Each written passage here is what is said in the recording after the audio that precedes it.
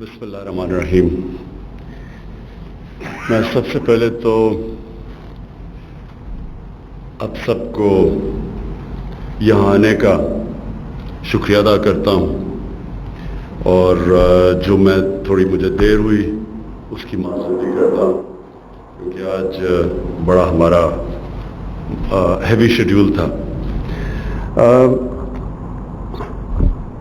سب سے پہلے جی میں اس کمپنی کے اندر جو بات کرنا چاہتا ہوں وہ یہ ہے کہ علماء مشائخ کا بہت بڑا رول پاکستان میں بنانے کا تھا، جو قادری صاحب نے ابھی اپنی تقریر میں کہا، اور وہ ہونا بھی تھا کیونکہ دنیا کی تاریخ میں ایک ہی ملک اسلام کے نام پہ بن رہا تھا، اور جس ملک کا نعرہ پاکستان کا مطلب کیا، لا الہ الا اللہ، تو اس میں جو دینی حلقے تھے انہوں نے تو پوری طرح اس میں مدد کی۔ شاید ایک آدھ ایسے تھے جنہوں نے مخالفت کی، لیکن زیادہ تر سارے نے قائد اعظم کے ساتھ کھڑے ہوئے۔ اور میں یہ بھی کہنا چاہتا ہوں کہ آپ کا آج ایک بہت بڑا رول ہے اس پاکستان کو وہ پاکستان بنانا جس مقصد کے لیے ملک بنا تھا۔ اگر آپ علامہ اقبال ان کی آپ ساری جو ان کا جو فلسفہ پڑھیں تو وہ ان کی جو خواب تھی پاکستان کی، وہ ایک بڑی عظیم خواب تھی، ایک بڑا ذہن تھا، اس کی خواب بھی بڑی تھی، اور جو وہ پاکستان کا تصور تھا وہ ایک زیادہ تر لوگ سمجھتے نہیں ہیں بدقسمتی سے۔ وہ یہ پاکستان کو دیکھنا چاہتے تھے ایک ایسا ملک جو کہ ایک ساری دنیا کے لیے ماڈل بنے گا کہ اصل میں اسلام کیا ہے، کیونکہ مسلمان اسلام سے دور ہوتے گئے۔ اور ایک بہت عظیم مسلمان اسکالر تھے محمد عبدو، تو میں ان کا پڑھ رہا تھا کہ وہ جب آج سے پتہ نہیں 125 سال پہلے وہ جب مغرب گئے اور پھر جب مغرب سے واپس آئے، مصر واپس آئے، تو انہوں نے مغرب میں کہا کہ وہاں اسلام تو نہیں تھا، نہیں وہاں مسلمان تو نہیں تھے، لیکن اسلام بڑا دیکھا، اور جب واپس مصر میں آئے تو کہا مسلمان تو بہت ہیں لیکن اسلام نظر بہت کم آتا ہے۔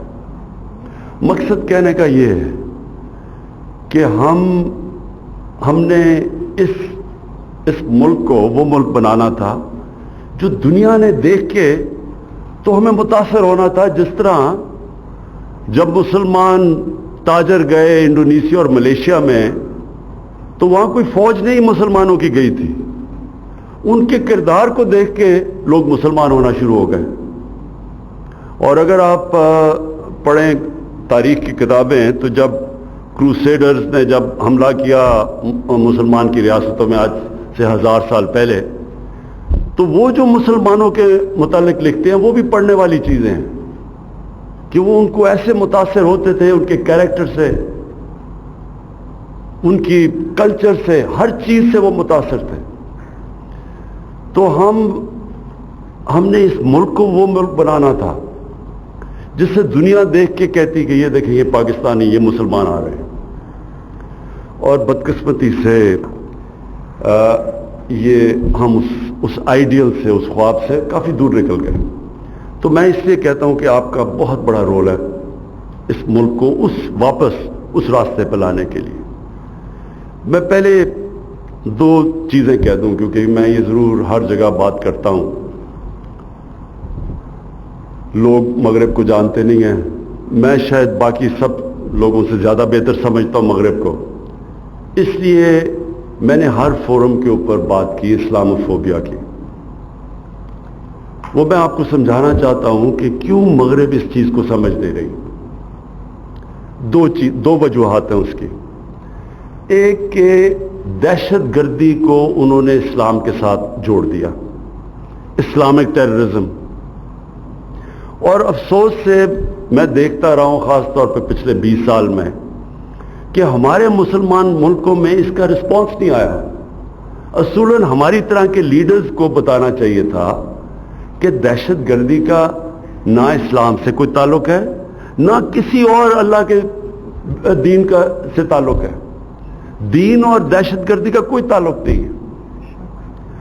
ہر جدھر بھی انسانی معاشرہ ہوتا ہے وہاں ہر انسانی معاشرے میں ایک طرف انتہا پسند ہوتے ہیں, ایک طرف وہ جو اپنے آپ کو لبرل کہتے ہیں, اور ایک طرف زیادہ تر ماڈریٹ لوگ ہوتے ہیں.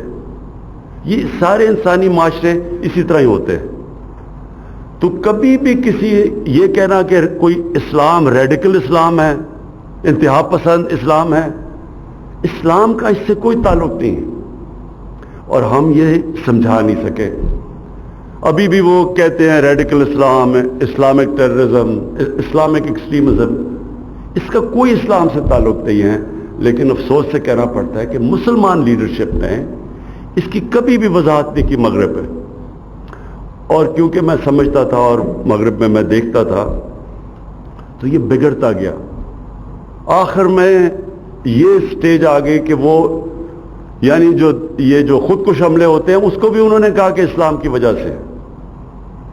تو یہ جو چیز ہم نے پھیلنے دی, ڈس انفارمیشن, اسلام کے خلاف کیمپین, اس کو پہلے تو مسلمان دنیا کی لیڈرشپ نے کاؤنٹر نہیں کیا. اور میں بار بار لوگوں کو سمجھاتا رہا کہ, اور باہر مغرب میں بھی ابھی بھی میں کہتا ہوں کہ خودکش حملے 9/11 سے پہلے جو سب سے زیادہ خودکش حملے کیے تھے وہ ٹیملز نے کیے تھے سری لنکا میں.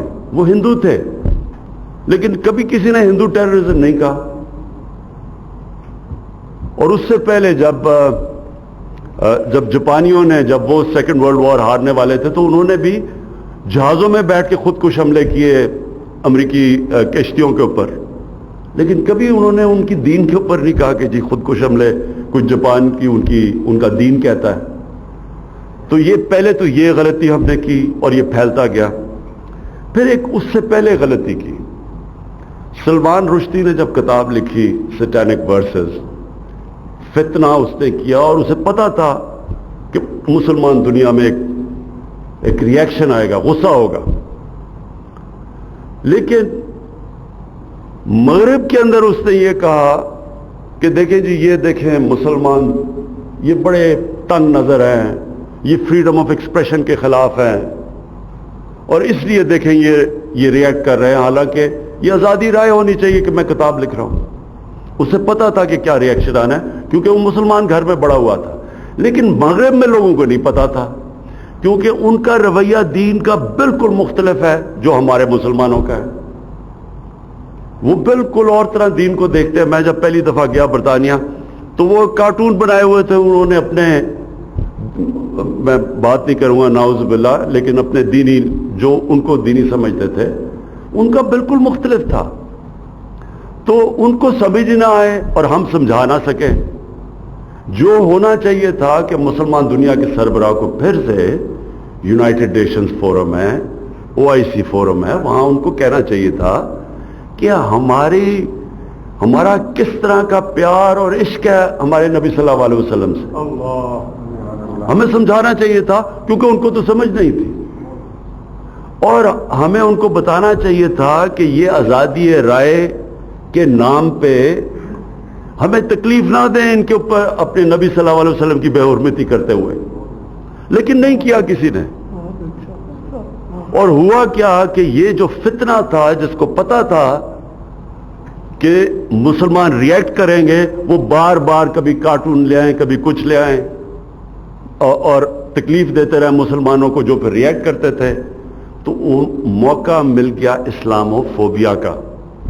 اور مسلمان جو رہتے ہیں, ہمیں تو اس کا اتنا اثر نہیں ہوتا, لیکن آپ کو حیران ہوں گے کہ جو مسلمان رہتے ہیں آج مغربی دنیا میں, بلکہ ہندوستان میں بھی, کتنی مشکلوں کا ان کو سامنا کرنا پڑتا ہے اسلاموفوبیا کی وجہ سے. ہماری عورتیں جب وہ اپنا سر کور کرتی ہیں اور وہ جاتی ہیں پبلک میں تو ان کے اوپر آوازیں لگاتے ہیں, ان کو برا بھلا کہتے ہیں.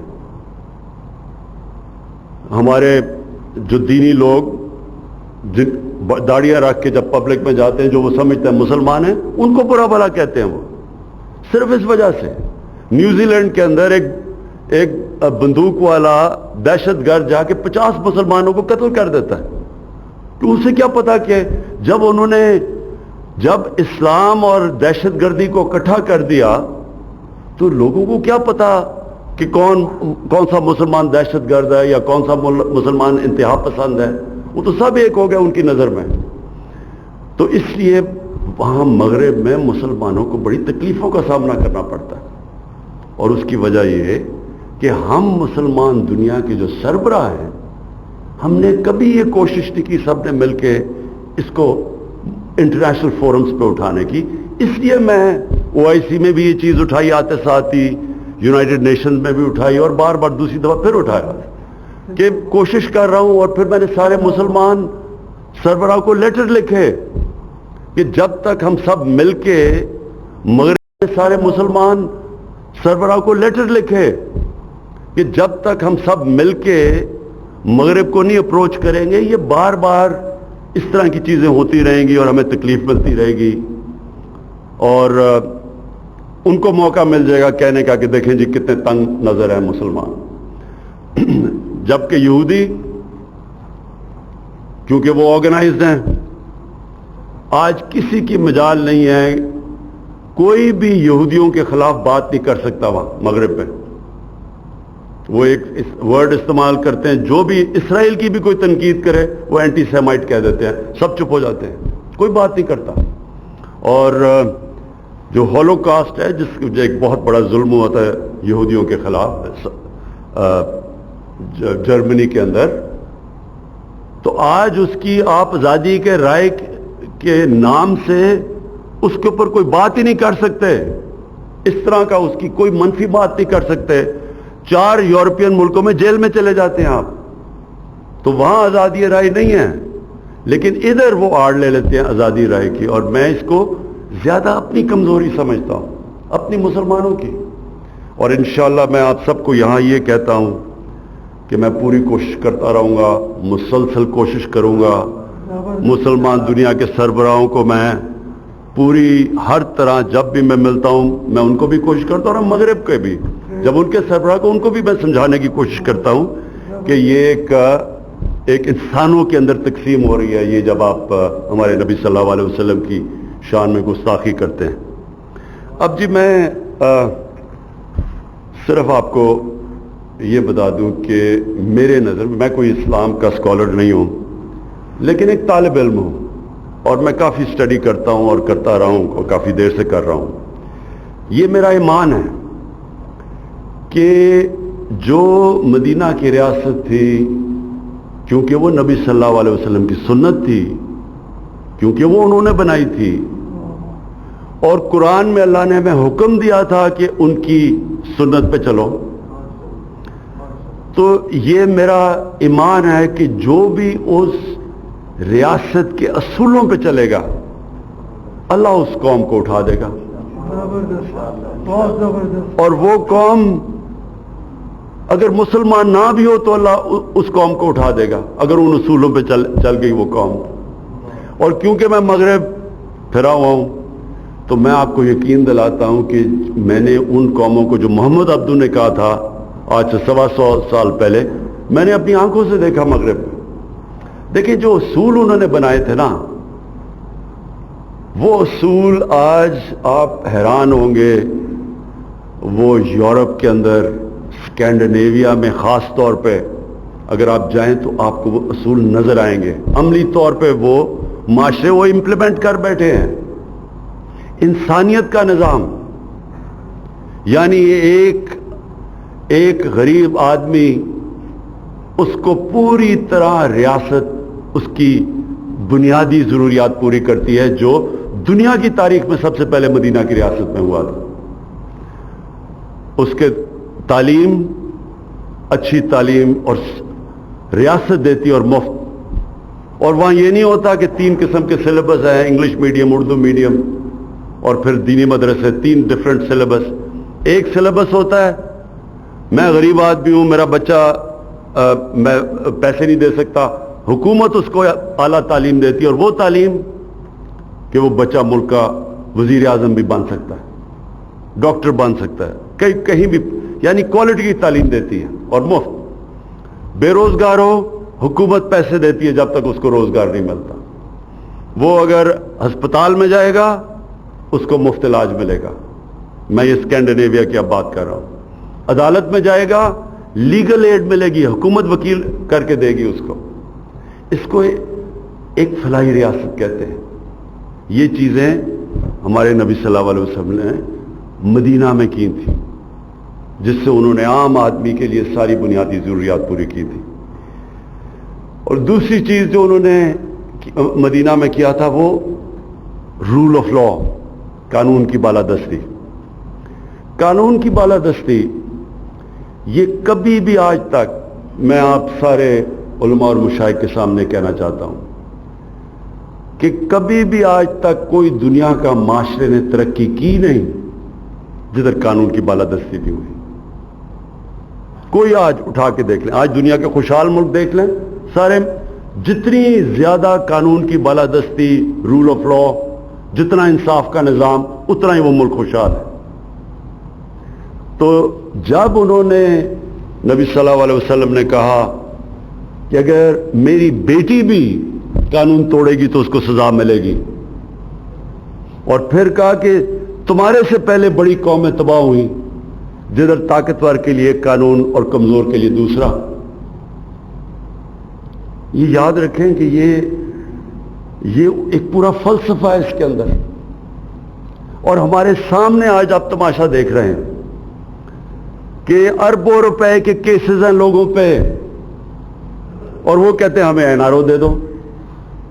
غریب لوگ جیلوں میں مرے ہیں, جنہوں نے گائے چوری کی, بھینس یعنی موٹر سائیکل چوری کیا, وہ تو جیلوں میں چلے گئے. تو جن کے پاس ثابت ہو گیا کہ اربوں روپے انہوں نے اس ملک کے چوری کیے ہیں اور باہر لے گئے ہیں, وہ کہتے ہیں ہمیں این آر او دے دو. یہ آپ کے سامنے ہو رہا ہے. یہ اسی لیے ہمارے نبی صلی اللہ علیہ وسلم نے کہا تھا کہ بڑی قومیں تباہ ہوئی تمہارے سے پہلے, جو یہ بڑوں کو, طاقتور کو, ڈاکو کو این آر او, اور بیچارے چھوٹے لوگوں کو پکڑ کے جیل میں. چھوٹے لوگوں کی چوری سے تو ملک نہیں تباہ ہوتا. آپ گائے بھینسیں, یہ موٹر سائیکل اور تھوڑی چوریاں, اس سے ملک نہیں تباہ ہوتا. ملک تباہ ہوتا ہے جب ملک کا وزیر اعظم اور اس کے وزیر چوری شروع کرتے ہیں. اور آج تیسری جو ہم کہتے ہیں یہ ڈیولپنگ ورلڈ, یہ جو جن کو تھرڈ ورلڈ کہتے ہیں, ڈیولپنگ ورلڈ, غریب ملک, آپ ایک ایک غریب ملک کو دیکھ لیں, ہر جگہ ان کے سربراہ, ان کے وزیر اعظم, ان کے وزیر وہاں سے ملک کا چوری پیسہ کر کے باہر لے جاتے ہیں. ایک ایک ملک میں آپ کو بتا سکتا ہوں. ہر سال, یہ ذرا آپ سب کے لیے, ہر سال 1000 ارب ڈالر غریب ملکوں سے چوری ہو کے امیر ملکوں میں جاتا ہے. 1000 ارب ڈالر. یعنی ہمارا جو, آپ یہ سوچیں کہ ہمارا جو سالانہ بجٹ ہے وہ زیادہ سے زیادہ 60 ارب ڈالر ہے. تو 1000 ارب ڈالر صرف غریب ملکوں سے چوری ہو کے امیر ملکوں پہ جا رہا ہے.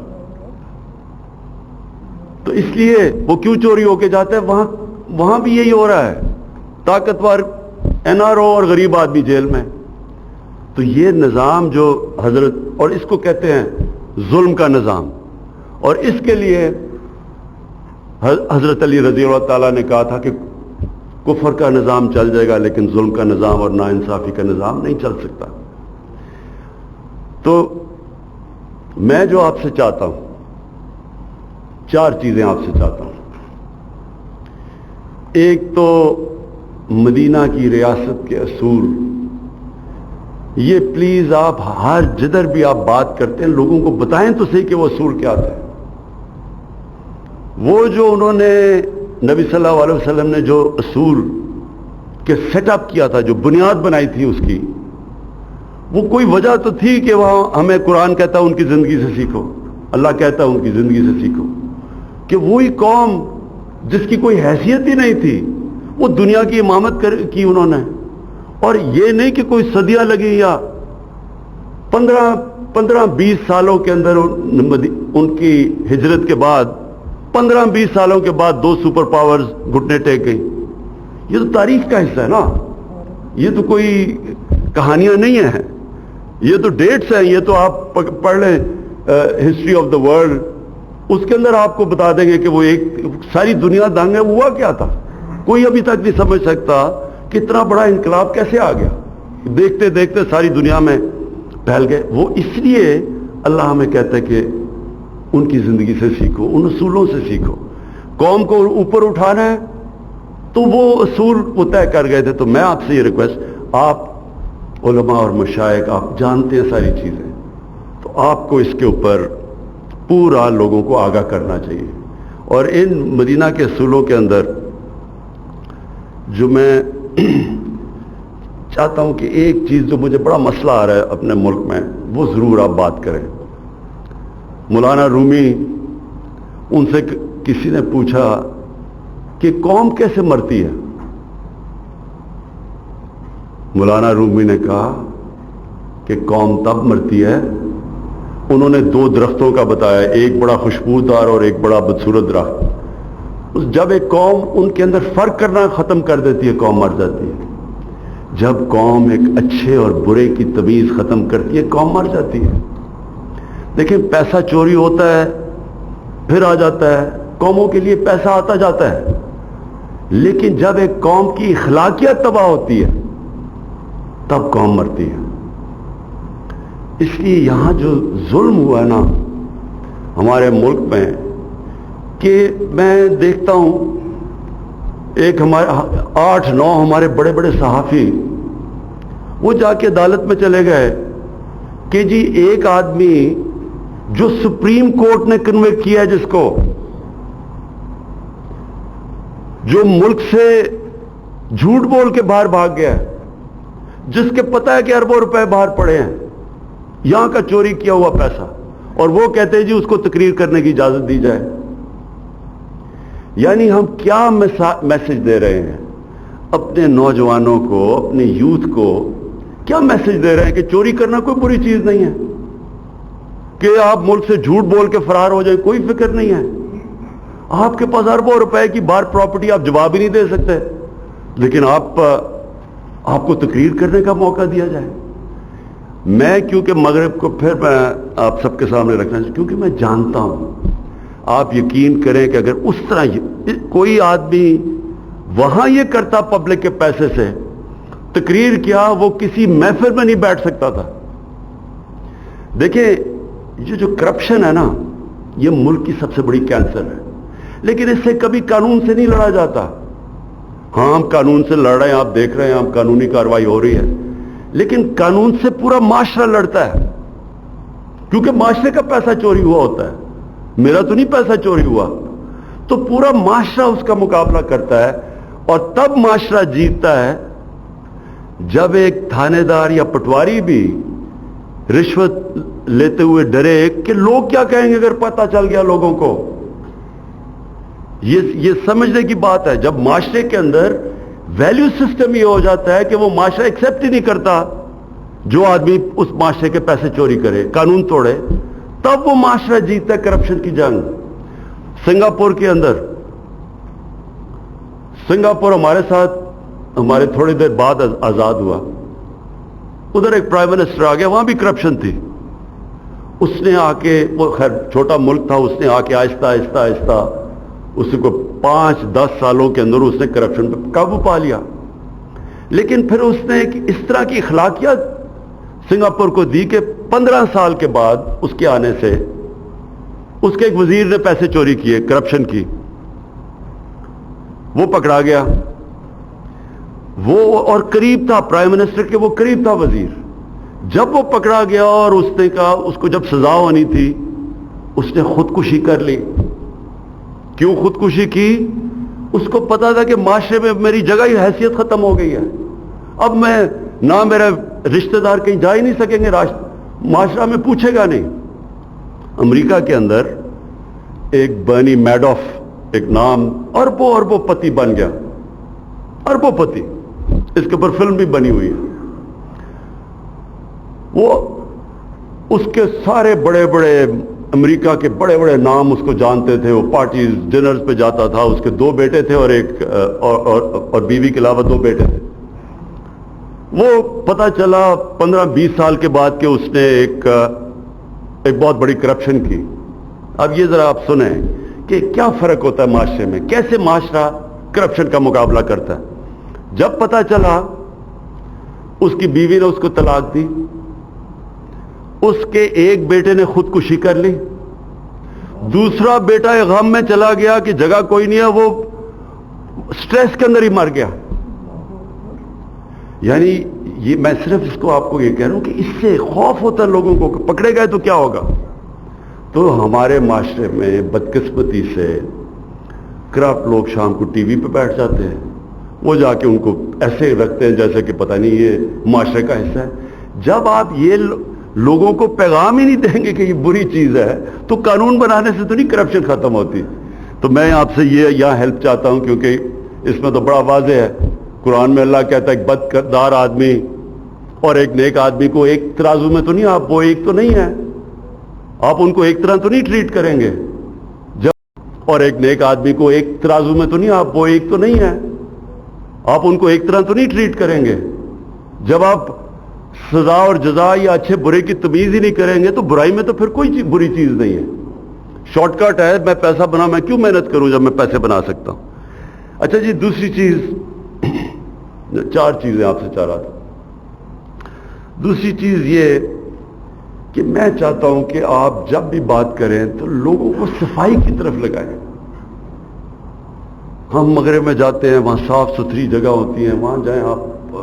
یعنی ہم کیوں نہیں صاف ہو سکتے, ہم کیوں نہیں, اس میں کوئی پیسے لگانے کی تو چیز نہیں ہے, یہ تو مائنڈ سیٹ ہے.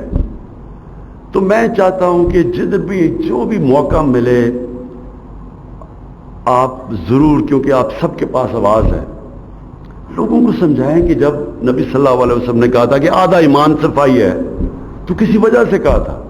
ہم جو وضو کرتے ہیں یہ سمبولک ہے کہ ہم صاف لوگ ہیں. مسجد میں جاتے ہیں کہ اتنے گندے وہ باتھ رومز دیکھ کے, وہ کوئی صفائی نہیں, کچھ نہیں, تو ہم اوپر سے اللہ کا نام لے رہے ہیں. اور یعنی وہ جو ہمارے نبی صلی اللہ علیہ وسلم نے بنیادی چیز کہ ہم صاف لوگ ہیں. میں وہی پھر آپ کو بتاؤں, میں نے کتاب پڑھا تھا کروسیڈرز کی. یہ جب پہلی دفعہ یورپ سے لوگ آئے اور جو مسلمانوں سے ٹاکرا ہوا ان کا, جب انہوں نے جروسلم کے اوپر واردات کی, تو وہ جو مسلمان کے اکاؤنٹ پڑھے وہ کہتے تھے کہ یہ نہاتے نہیں ہیں, ان سے بو آتی ہے, یہ ایسے, اور وہ کہتے تھے یہ بڑے صاف لوگ ہیں. حمام پہلی دفعہ انہوں نے زندگی میں دیکھے تھے جب وہ پہلی دفعہ آئے, تو یورپ میں تو تھا ہی نہیں ایسا. تو میں اب وہ الٹا ہو گیا, وہاں صفائی ہے اور ہمارا حالات برے ہیں. تو میں یہ دوسری چیز آپ سب سے چاہتا ہوں کہ معاشرے کے لیے, یوتھ کے لیے ضرور بات کریں صفائی کی. اور پھر سب سے امپورٹنٹ چیز دیکھیں, نبی صلی اللہ علیہ وسلم نے کسی نے ان سے ایک دفعہ پوچھا, ایک قریش کا آدمی, اس نے کہا جی میں اب 60 سال کا ہوں, میں عادتیں نہیں بدل سکتا, میرا سارا قبیلہ مسلمان ہو رہا ہے تو مجھے بھی ہونا پڑ رہا ہے, تو اب میں عادتیں نہیں بڑھ سکتا, مجھے ایک چیز بتاؤ مسلمان ہونے کی کہ میں عادتیں بھی رکھوں اور مسلمان بھی ہو جاؤں. انہوں نے کہا سچ بولا کرو. دیکھیں میں آپ سب سے کہتا ہوں کہ اس کے اوپر پلیز زور دیں, سچائی پہ, یوتھ پہ, بچوں پہ, سب پہ جدھر بات کریں. آپ کی پھر سے میں کہتا ہوں آواز ہے. یہ جو ہماری, کیونکہ پھر سے میں کانٹراسٹ بتا رہا ہوں, آپ یقین کریں جن ملکوں کو ہم کافر کہتے ہیں وہ بڑے سچے لوگ ہیں. اخبار پڑھا ہوتا ہے, ویسے کوئی بھی نہیں ہوتا وہاں, وہ پیسے ڈالتے ہیں, پیسے رکھتے ہیں اور اخبار اٹھا لیتے ہیں, وہاں تو کوئی پوچھنے والا نہیں ہے. ایک سچائی کا ایک پورا ایک ہمیں جہاد کرنی پڑے گی, کیونکہ بدقسمتی سے وہاں بھی ہمارے میں مجھے کئی دفعہ بڑا افسوس ہوتا ہے کہ ہمارے میں یہ ویلیو جو اتنا بڑا اسلام کا ویلیو ہے سچ, یہ بھی ہم دور چلے گئے اس سے. اور آخر میں جو آپ سے بات کہنا چاہتا ہوں وہ یہ کہ جی لوگوں کو ہمیشہ اتحاد, یونٹی کی بات کریں.